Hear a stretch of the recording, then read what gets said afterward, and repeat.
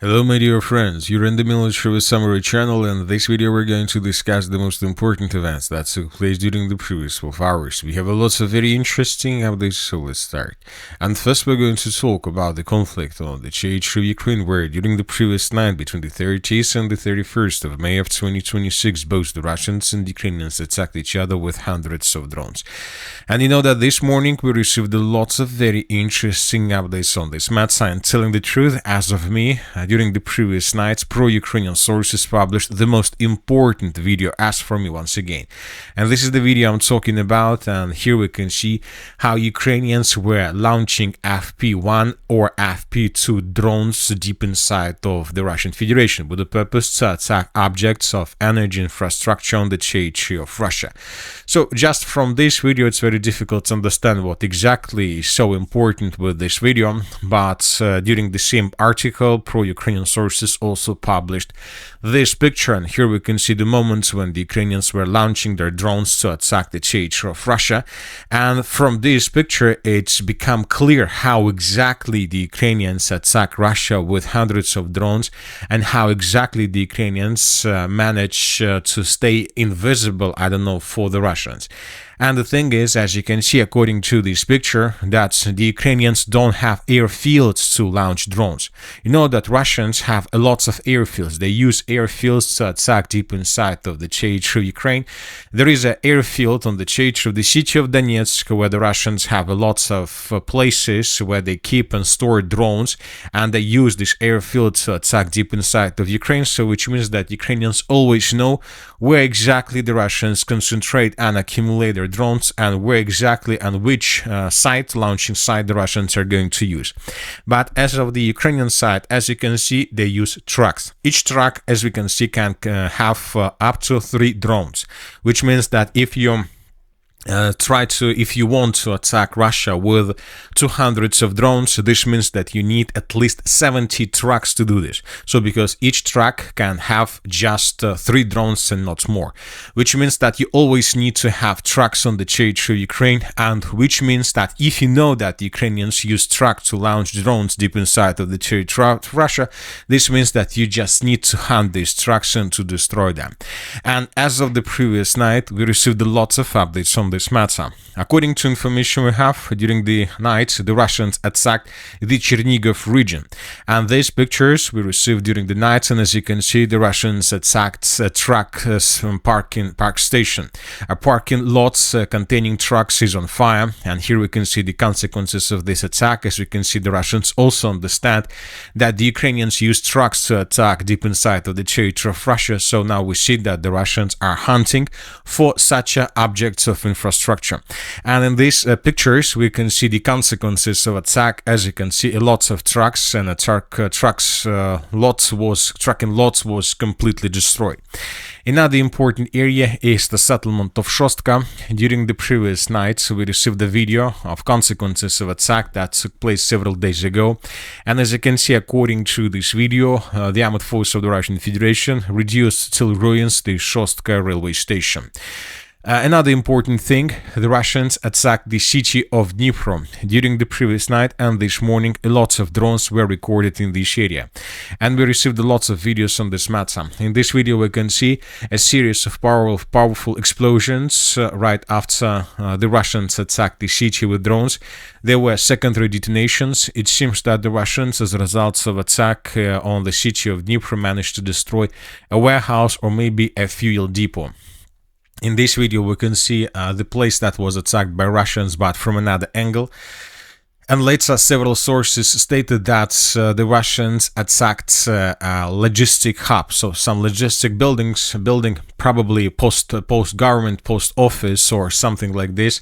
And as you can see, as a result of this attack, this logistic building was completely destroyed. Later, this logistic building was geolocated, and this is exactly Nova Poshta. Yes, this is a post office that was completely destroyed as a result of several drone attacks. And in this video, once again, we can see this building, this Nova Poshta building, and we can see a truck that was parked nearby, which means that most likely the Russians were attacking not even the Nova Poshta building, but most likely the Russians recorded a significant number of trucks in this area, and the Russians began bombing and attacking them because the Russians realized that most likely the Ukrainians were keeping drones on the territory of this Nova Poshta building, and the Ukrainians began loading their trucks with drones with the purpose later to attack deep inside of the territory of Russia. So the most important thing is that the Russians now know how exactly the Ukrainians attack deep inside of the territory of Russia, what kind of tools they use. And of course, now it's becoming more easier for Russians to hunt, to track, and to destroy these vehicles before they get the line of combat contact or launching sites. Another important area that was attacked by Russians is Rivne region. During the previous night, we also received a lot of videos from this area. During the evening of the 30th of May of 2026 and during the night and morning of the 31st of May of 2026, the Russians were attacking the Rivne region significantly using dozens of drones. And in these videos, we can see the consequences of attack. We could see drones flying over the territory. And I would like to remind you that today is probably the second day when the Russians attacked the Rivne region. For example, yesterday we received something similar also from the Rivne region, and yesterday the Russians were attacking this object of fuel infrastructure. As a result of attack, this fuel base was completely destroyed, and today the Russians sent more drones with the purpose to establish complete control over the territory. And I would like to remind you that as for the northwestern parts of Ukraine, the Russians are trying to do the same thing as the Ukrainians did in the Zaporozhye, Kherson, and Donetsk region. So the Russians are trying to establish complete logistics control over this territory and not to allow the Ukrainians to use this part of Ukraine for the logistic purposes. And I would like to remind you that something similar the Ukrainians created during the same period of time. The Ukrainians established almost complete control over these territories, and currently huge problems with fuel suffer the local population and this entire region itself. Now let's move further. During the previous night, more explosions were recorded in the Poltava region, and this video was published by pro-Russian sources. And in this video we can see an object of gas infrastructure, and as a result of attack the Russians destroyed this object with several drones. We see that the Russians continue attacking objects of energy infrastructure, logistic hubs, and we see that all these attacks reduce the Ukrainian military capabilities.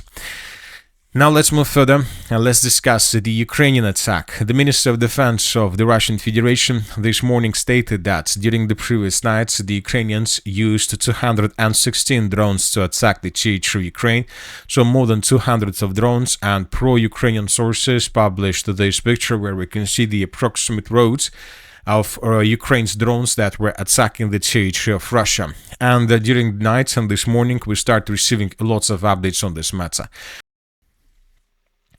For example, according to information we have, the Ukrainians attacked the Rostov region, and as a result of attack, several fuel bases were damaged and probably destroyed. Another important area is the city of Saratov. The biggest number of explosions and the biggest number of Ukrainian drones were recorded in this area. The sources this morning stated that the Ukrainians attacked the Saratov oil refinery, and this video we received from this area on the morning of the 31st of May of 2026. And according to this video, we see that the Saratov oil refinery was damaged significantly. Local people, civilians published lots of videos on this matter from different angles and so on. And this is a very important video that confirms that most likely the Russians are planning to attack with hundreds of drones and dozens of missiles of Ukraine today, more precisely between the 31st of May and the 1st of June.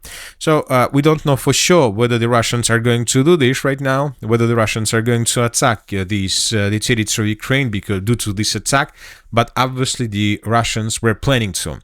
And we made this conclusion because the Russians used the Engels airfield, and this is the Engels airfield, with the purpose to attack Ukraine every time when the Russians launched a massive attack. And yesterday in the evening we received a very interesting article on this matter. The sources and experts reported that the Russians have prepared and finished preparations before massive attack So that is why the Ukrainians were forced to attack in the direction of the Engels airfield, and more precisely in the direction of this oil refinery. And this is something like a pattern, because the Ukrainians always do this, always do the same before another massive attack. So of course, if you want to launch a massive attack, you need fuel, of course, for Russian aircrafts.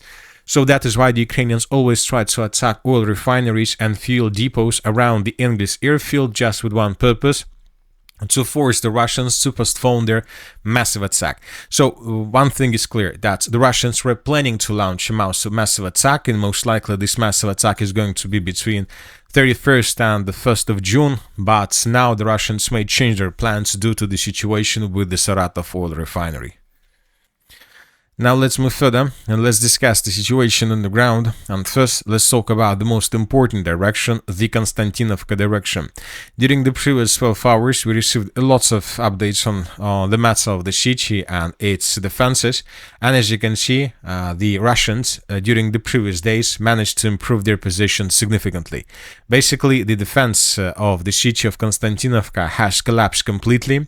Most likely, the Russians managed to encircle the Ukrainians, who are currently in the Metallurg Market District 92nd quarter and 81st quarter. The Russians managed to encircle these positions without any chances for Ukrainians for evacuation.